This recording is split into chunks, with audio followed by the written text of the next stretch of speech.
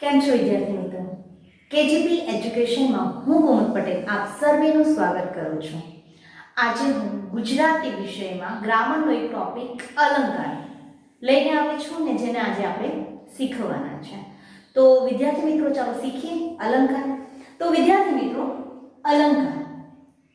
અલંકાર કોને કહેવાય? તો એ સંધિ છૂટી પડીએ ને તો જો વિદ્યાર્થી મિત્રો કંઈક આવો અર્થ થાય છે.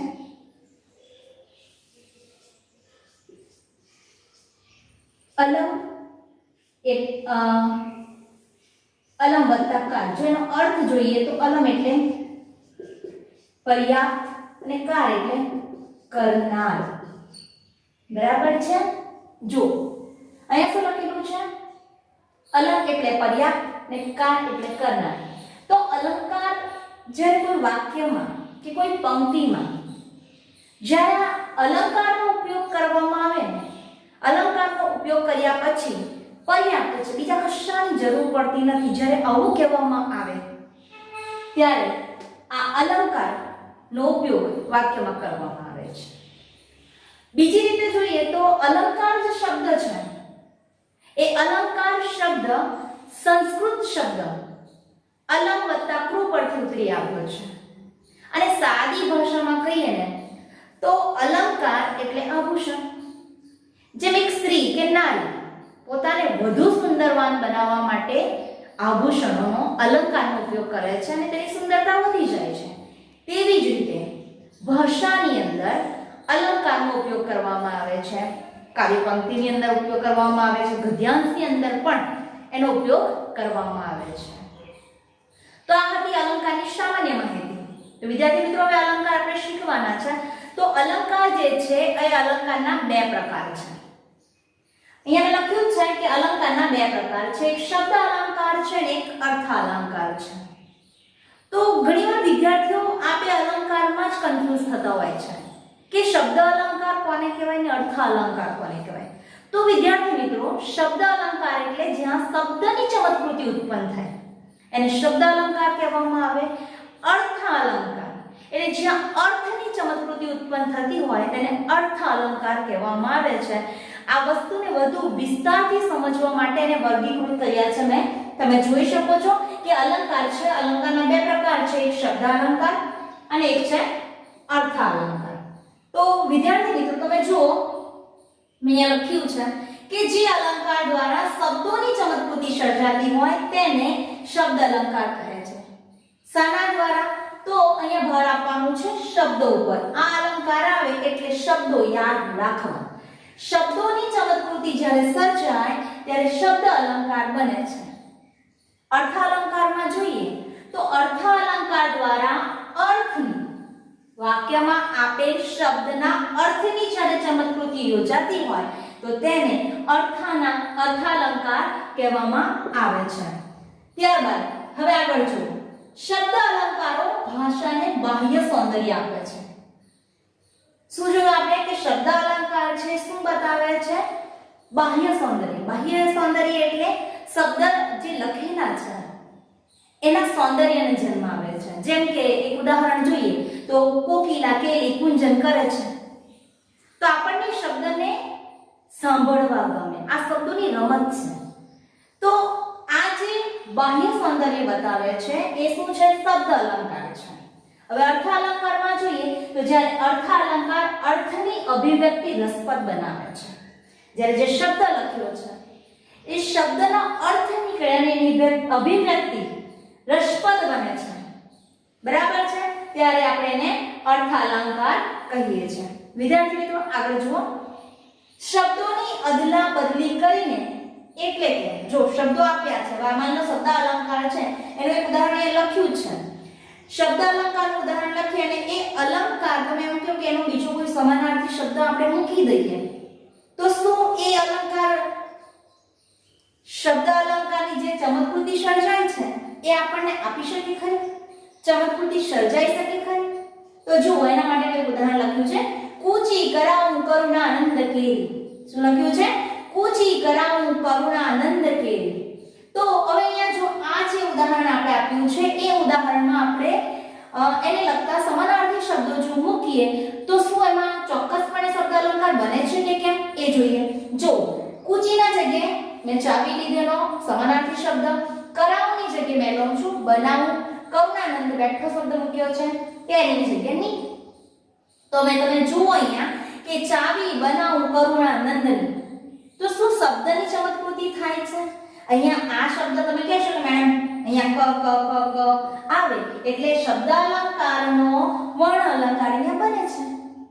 બરાબર છે?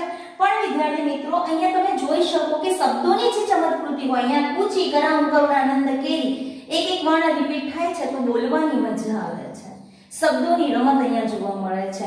પણ જે એ શબ્દને જ્યારે બદલી લેવામાં આવે, સમાનાર્થી સ્વરૂપે બદલાય ત્યારે એમાં એ શબ્દની ચમત્કૃતિ રહેતી નથી, આખો અલંકાર છૂટ થઈ જાય છે, દેખાતો નથી. તો ત્યારે શબ્દ અલંકાર બનતો નથી. તો આ શબ્દ અલંકાર છે વિદ્યાર્થી મિત્રો. અને હવે અર્થ અલંકારની અંદર જોઈએ, જો શબ્દોની અદલા બદલી કરીને સમાનાર્થી મૂકીએ તો અહીંયા આપણે જોયું કે શબ્દ અલંકારમાં જો એવું કરવા જઈએ તો આખો અલંકાર છૂટ થઈ જાય છે, ગાયબ થઈ જાય છે, નથી રહેતો. અને અર્થ અલંકારમાં એવું કરીએ તો શું થાય જોઈએ. તો શબ્દની અદલા બદલી કરીને બહુ ફેમસ અલંકાર શીખીએ એટલે દમયંતી આવે, સ્વાભાવિક છે. એનું જ ઉદાહરણ મેં લીધું છે કે દમયંતીનું મુખ ચંદ્ર જેવું સુંદર છે. બરાબર છે? તમારો અહીંયા ઉપમા અલંકાર છે. ઉપમા અલંકાર આપણે બહુ વિસ્તારથી સમજવાના છે, પણ મેં એનું ઉદાહરણ લીધું છે કે દમયંતીનું મુખ ચંદ્ર જેવું સુંદર છે.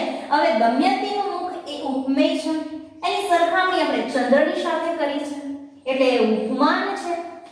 જેવું શબ્દ છે એ ઉપમાવાચક શબ્દ છે. બરાબર છે?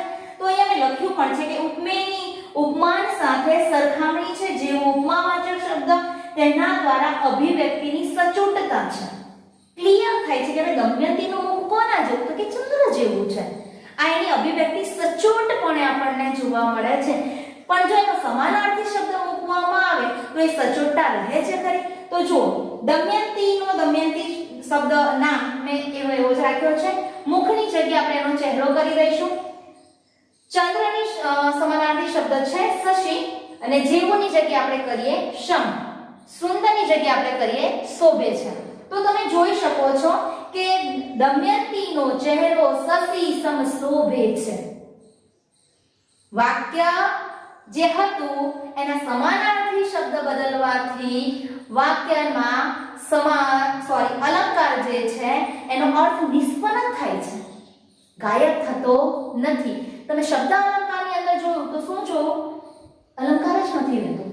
ને અહીંયા શું થાય છે કે સમાનાર્થી મૂકવાથી પણ કાંઈ ફેર પડતો નથી, એનો અર્થ નિષ્પન્ન થાય છે. અને જ્યારે અર્થ નિષ્પન્ન થતો હોય, અર્થ જળવાતો હોય ત્યારે તે અર્થ અલંકાર કહેવામાં આવે છે. તો વિદ્યાર્થી મિત્રો, આપણે બહુ મોટી ડેફિનેશન આપણે જોઈ કે શબ્દ અલંકાર કોને કહેવામાં આવે અને અર્થ અલંકાર કોને કહેવામાં આવે. તો વિદ્યાર્થી મિત્રો, હવે આપણે જોઈએ શબ્દ અલંકારના જે 4 પ્રકાર છે તેને. જો વિદ્યાર્થી મિત્રો, હવે આપણે જોવાનું છે શબ્દ અલંકારનો જે વર્ણાનુપ્રાસ અલંકાર છે એને આપણે જોઈએ. હવે અહીંયા પહેલો શબ્દ અલંકારનો પહેલો પ્રકાર પડે છે વર્ણાનુપ્રાસ. વર્ણાનુપ્રાસને વર્ણ સગાઈ અને જમક પણ કહેવામાં આવે છે. ખાસ યાદ રાખજો વિદ્યાર્થી મિત્રો, જમક. આપણે યમક જોયું છે, બરાબર છે, પણ જમક વર્ણ સગાઈ કે વર્ણાનુપ્રાસને કહેવામાં આવે છે. આ ખાસ યાદ રાખજો. હવે વર્ણાનુપ્રાસ ક્યારે બને છે વિદ્યાર્થી મિત્રો? તો વાક્યમાં એકનો એક વર્ણ, અહીંયા વર્ણ એટલે શું થશે? અક્ષર. મેં લખ્યું છે, બરાબર છે. વર્ણ એટલે શું થાય? અક્ષર. તો વાક્યમાં એકનો એક વર્ણ, એકનો એક અક્ષર શબ્દના આરંભે, ક્યાં? શબ્દના આરંભે એટલે શરૂઆતમાં 2 કે તેથી વધારે વાર, આ ખાસ યાદ રાખજો, 2 કે તેથી વધારે વખત આવે ત્યારે વર્ણ સગાઈ, વર્ણાનુપ્રાસ કે જમક કહેવામાં આવે છે. ક્યારે કહેવામાં આવે છે? તો વાક્યમાં એકને એક અક્ષર વારંવાર રિપીટ થતો હોય, કાં 2 થી વધારે વાર રિપીટ કરવામાં આવતો હોય ત્યારે તેને વર્ણાનુપ્રાસ અલંકાર કહેવામાં આવે છે.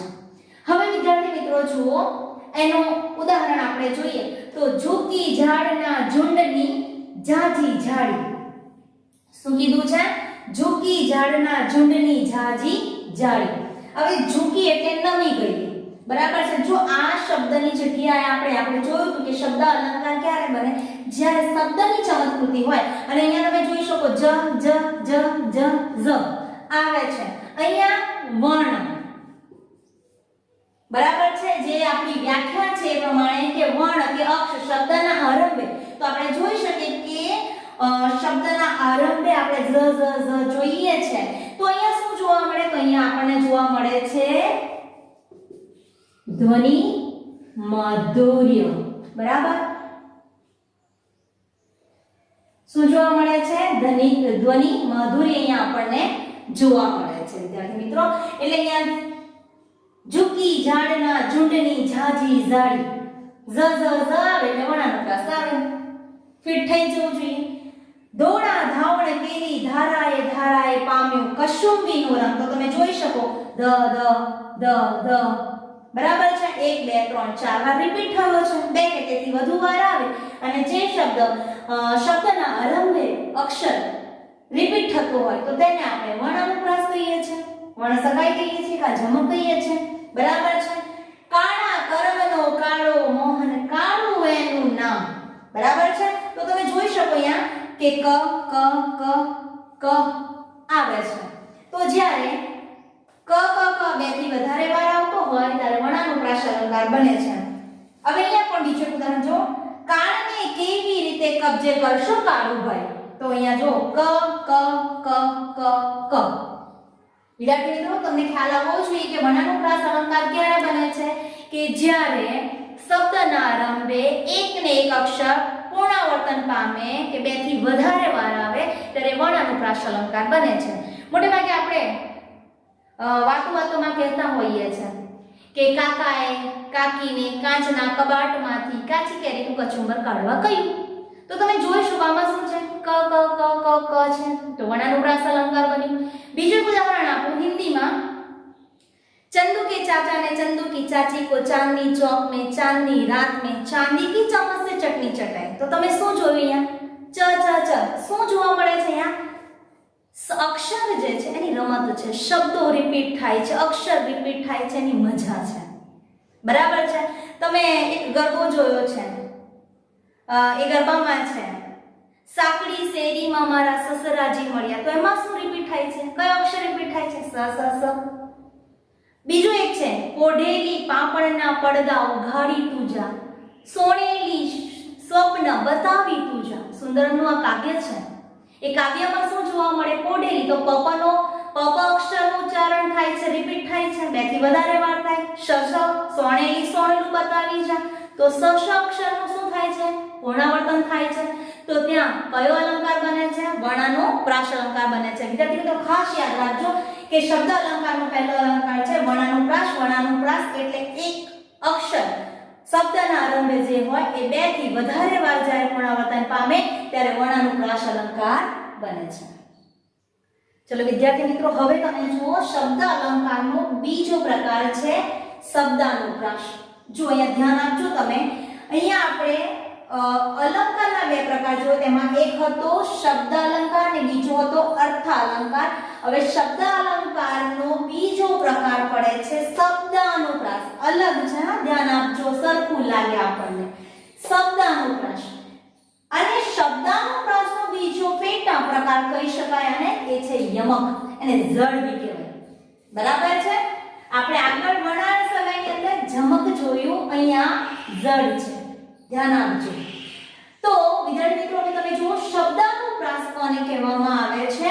કેટલીક વાર બંને સાથે પણ તમને જોવા મળે, ક્યારેક એના અલગ. મેં અહીંયા બંને અલગ કરીને તમને બતાવવાનો પ્રયત્ન કર્યો છે જેનાથી તમને ઈઝીલી આ વસ્તુનો ખબર પડે કે શબ્દાનુપ્રાસ અલંકાર ચોક્કસપણે કોને કહેવાય. તો તમે જુઓ, પંક્તિ કે વાક્યમાં પ્રયોજાયેલા શબ્દ અથવા શબ્દખંડના ઉચ્ચાર એક સરખા પ્રાસ થતા હોય તેને શબ્દાનુપ્રાસ કહે છે. કા શબ્દ કા શબ્દખંડ.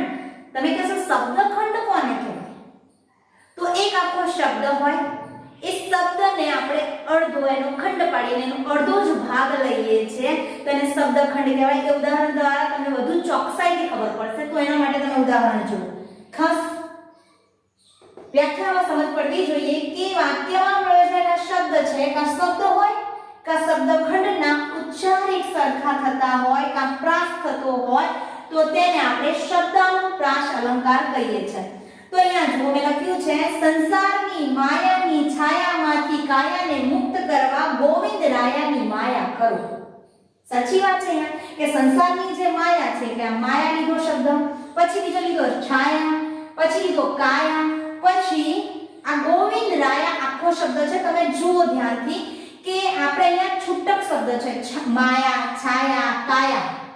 ક્લિયરલી આપણને દેખાય છે કે કીધું છે ને શબ્દ અથવા શબ્દખંડ. તો આ એક આખો શબ્દ છે, બરાબર છે, ગોવિંદ રાયાની.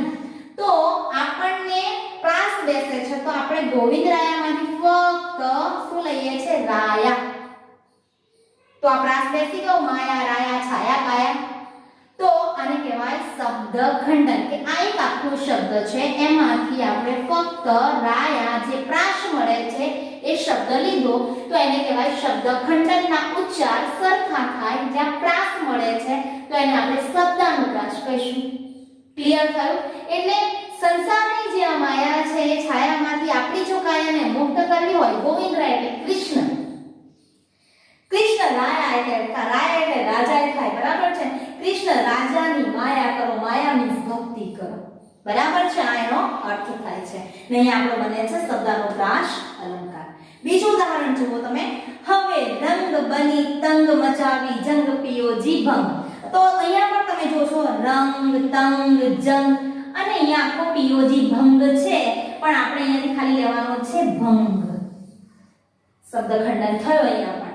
તમે જોઈ શકો કે જો શબ્દાનુપ્રાસ, તો શબ્દાનુપ્રાસમાં આપણે શબ્દને ધ્યાનમાં રાખવાનું છે. જેમ વર્ણાનુપ્રાસ આપણે જોયું તેમાં ફક્ત ને ફક્ત અક્ષર કે વર્ણને ધ્યાનમાં લેવાનું હતું, બરાબર છે. તો વર્ણાનુપ્રાસ બની જાય. અહીંયા શબ્દાનુપ્રાસ છે, ફક્ત ને ફક્ત કોને ધ્યાનમાં લેવાનું છે? શબ્દ કા શબ્દ ખંડનના ઉચ્ચારના એક સરખા પ્રાસ મળતા હોય તો તેને આપણે શબ્દાનુપ્રાસ અલંકાર કહીએ છીએ. આગળ ઉદાહરણ જો. નાયક ન લાયક તું ફોકટ ફુલાણી. તો ગાયક, લાયક શું શબ્દ છે? શબ્દ બેઠા પ્રાસ મળે છે. ગાયક છે, લાયક છે, આ પ્રાસ છે, બરાબર છે. તો શબ્દાનુપ્રાસ અલંકાર બને છે. પછી જો છે મતવાલી નથી નવાલી નવા લોયની લાલી. ખાસ આ તમે જોજો, આ ઉદાહરણ બેઠું શબ્દખંડન કેવી રીતે બને છે એ ક્લિયરલી આપણને દેખાય છે. અહીંયા મતવાલી, નમાલી, લોહીની લાલી, આમાં શબ્દખંડનમાં કયા ખંડનનો ઉચ્ચાર થાય છે? તો આલી શબ્દનું પુનરાવર્તન થાય છે.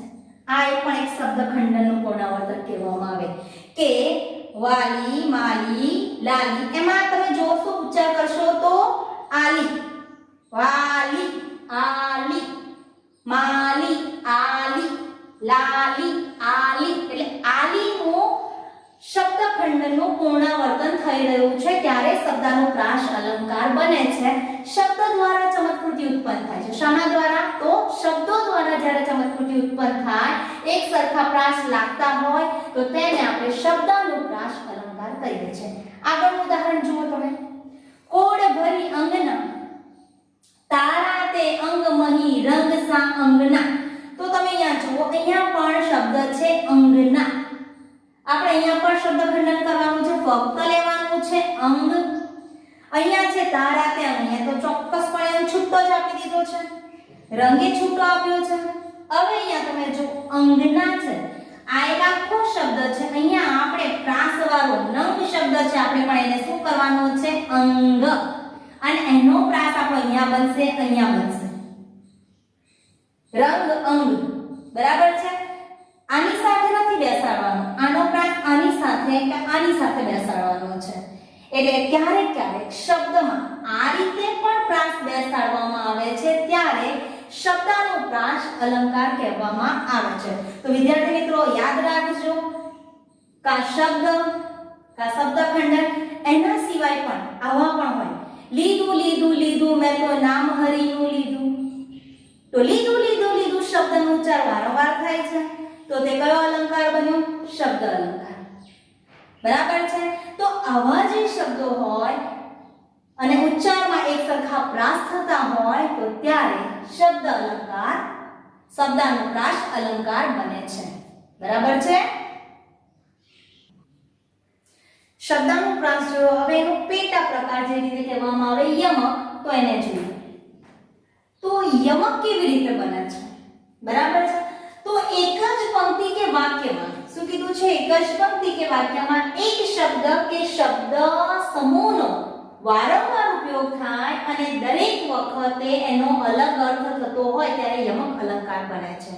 શું કીધું છે? ખાસ ધ્યાન આપજો. એક શબ્દ કે શબ્દ સમૂહનો, એક શબ્દ કે શબ્દ સમૂહનો વારેવાર ઉપયોગ થતો હોય અને દરેક વખતે અહીંયા કીધું છે તેમ દરેક વખતે અલગ અર્થ થતો હોય. શું કીધું છે અહીંયા?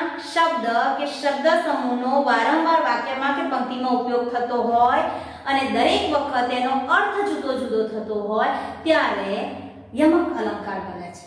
ખાસ યાદ રાખજો. આપણે શબ્દાનુપ્રાસ અલંકારની અંદર શું જોયું?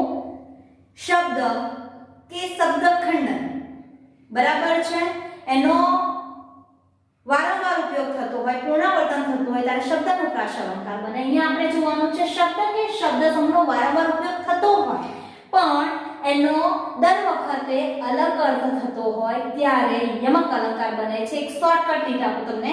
જો શબ્દ અલંકારના શબ્દાનુપ્રાસને ઓળખવું હોય તો એના બે શબ્દ હોય અને એક જ અર્થ નીકળતો હોય, બે શબ્દ હોય એક જ અર્થ નીકળતો હોય તો એને આપણે કહીશું શબ્દાનુપ્રાસ અલંકાર. બરાબર છે. ને યમકને ઓળખવું હોય તો ખાસ યાદ રાખજો શબ્દ બે, અર્થ બે કે બે થી વધારે પણ યાદ રહી જાય એના માટે હું આટલી વાપરું છું કે શબ્દાનુપ્રાસમાં બે શબ્દ હોય, એક અર્થ નીકળતો હોય, શબ્દાનુપ્રાસ બને. યમકની અંદર બે શબ્દ હોય, બે અર્થ નીકળતા હોય તો અહીંયા યમક અલંકાર બને છે.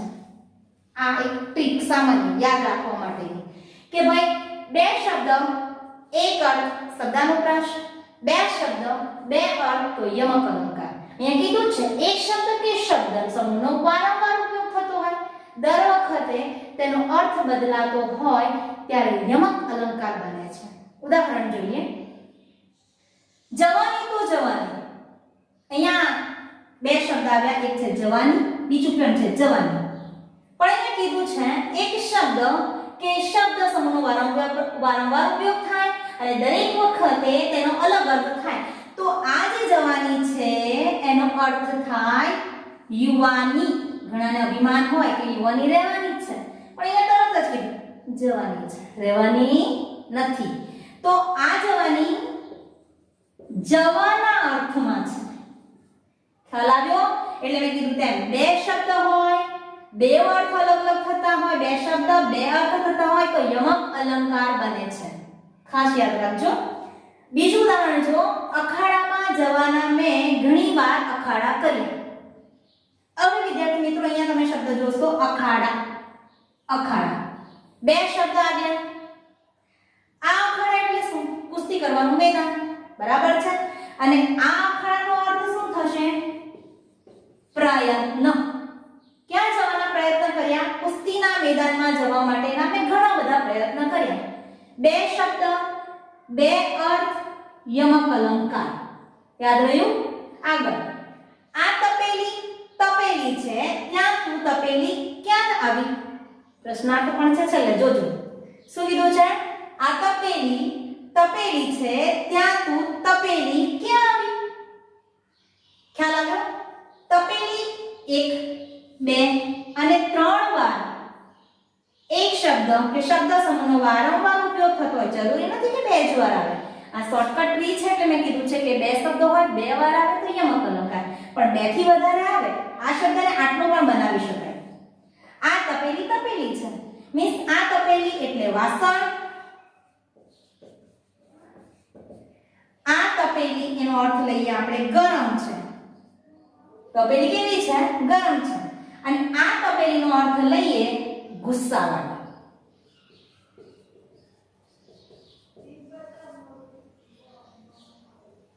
પતિની પતિને કહે કે ભાઈ આ તપેલી આ વાસણ ક્યાંનું ગરમ જ છે, પછી તું ગુસ્સે થઈને અહીંયા ક્યાં આવી? તો ત્રણ અર્થ નીકળ્યા. ત્રણ શબ્દના અર્થ અલગ અલગ છે. એક અર્થ નથી. યમક અલંકાર એને જ કહેવામાં આવે કે ભલે વાક્યમાં એકનો એક શબ્દ રિપીટ થતો હોય પણ દર વખતે એનો અર્થ બદલાય ત્યારે તેને યમક અલંકાર કહીએ છીએ. જોયું ન કશામાં, જોયું ન કશામાં. ધ્યાન આપજો, મેં એ રીતે જ બોલ્યું છું. જોયું જે નકશામાં, હવે હું વ્યવસ્થિત બોલું છું. જોયું જે નકશામાં, જોયું ન કશામાં. ન કશામાં છે પણ આપણે બોલવાનું છે નકશામાં. એટલે અહીંયા ધ્વનિ દ્વારા ચમત્કૃતિ ઉત્પન્ન કરવાનો પ્રયત્ન છે. નકશો એટલે આપણે કહીએ ને કે જે મેપ હોય, નકશો હોય, એ નકશો. અને ન કશામાં, કશામાં નહીં. ખ્યાલ આવે છે? બે અર્થ થયા. નકશો એટલે મેપ, બરાબર છે. અને આ નકશામાં અહીંયા ધ્વનિનો ઉત્પન્ન, ધ્વનિ માધુર્ય, નાદ માધુર્ય જેને કહેવામાં આવે એ ઉત્પન્ન કરીને યમક અલંકાર બનાવવામાં આવ્યો છે. એટલે ન કશામાં, કશામાં જોયું નથી એવું છે. આગળ, પાટણ પૂરી હાલ તુજ હાલ જ આવા. ખાસ જોજો, પાટણ પૂરી હાલ તુજ હાલ જ આવા. આ હાલ અને આ હાલ બે શબ્દ, બે અર્થ થવા જોઈએ. હાલ એટલે શું? અત્યારે. પાટણપુરી શહેર છે, એને કીધું કે અત્યારે તુજ હાલ એટલે તારી પરિસ્થિતિ. આ હાલ છે પરિસ્થિતિ અને આ હાલ છે અત્યારે, આજની તારીખમાં તારી પરિસ્થિતિ કેવી છે એ અર્થમાં. એટલે બે શબ્દ, બે અર્થ, તો યમક અલંકાર. શબ્દાનુપ્રાસ માટે યાદ રાખવાનું છે, બે શબ્દ એક જ અર્થ થતો હોય શબ્દાનુપ્રાસ અલંકાર કહેવામાં આવે છે. તો વિદ્યાર્થી મિત્રો, યમક અલંકારમાં બે શબ્દ, બે અર્થ થતા હોય તો તેને આપણે યમક અલંકાર કહીશું. વિદ્યાર્થી મિત્રો, તો આજે આપણે અલંકારના, તે પણ શબ્દ અલંકારના બે પ્રકાર જોયા. બે એટલા માટે બોલું છું કે યમક એ શબ્દાનુપ્રાસનો પેટા પ્રકાર છે. એમ ત્રણ થાય પણ શબ્દાનુપ્રાસનો પેટા પ્રકાર યમક હોવાને કારણે હું બે બોલું છું. તો પહેલું આપણે જોયું વર્ણસગાઈ, વર્ણાનુપ્રાસ જેને જમક પણ કહેવાય છે. તેમાં શું યાદ રાખવાનું વિદ્યાર્થી મિત્રો? અક્ષર, વર્ણ. વાક્યના આરંભમાં કે પંક્તિના આરંભમાં અક્ષર વારંવાર રિપીટ થતો હોય તેને વર્ણાનુપ્રાસ અલંકાર કહેવામાં આવે. શબ્દાનુપ્રાસ અલંકાર ક્યારે કહેવામાં આવે? શબ્દ કે શબ્દ ખંડનું વારંવાર રિપીટ થવું, અથવા મેં જે શોર્ટકટ રીત તમને બતાવી છે, બે શબ્દ હોય એક અર્થ થતો હોય તો શબ્દાનુપ્રાસ. જેમાં એક સરખા શબ્દ લાગતા હોય, જેમ કે જંગ, તંગ, ભંગ, લાયક, નાયક, સંસારની માયાની છાયાને કાયામાંથી મુક્ત કરવા ગોવિંદ રાયાની માયા કરો. તો માયા, કાયા જેવા પ્રાસવાળા શબ્દો છે એ શબ્દાનુપ્રાસ અલંકાર બને. અને યમક, તો યમકની અંદર શબ્દ કે શબ્દ સમૂહનો વારંવાર ઉપયોગ થતો હોય પણ દરેક વખતે તેનો અર્થ બદલાય. અને શોર્ટકટની રીત પ્રમાણે જોઈએ તો બે શબ્દ, બે અર્થ થતા હોય ત્યારે તેને યમક અલંકાર કહેવામાં આવે છે. તો વિદ્યાર્થી મિત્રો, મને લાગે છે આપણે જેટલા અલંકાર આજે જોયા છે એમાં તમને સમજ પડી હશે. હજુ શબ્દ અલંકારના બીજા બે પ્રકાર આપણે જોવાના છે, તો નેક્સ્ટ વિડીયોમાં આપણે એને જોઈશું. તો ત્યાં સુધી બધા જ વિદ્યાર્થીઓને બેસ્ટ લક. અને હા, મારો આ વિડીયો તમને ગમ્યો હોય તો લાઈક કરો, શેર કરો અને સબસ્ક્રાઇબ કરવાનું ભૂલતા નહીં.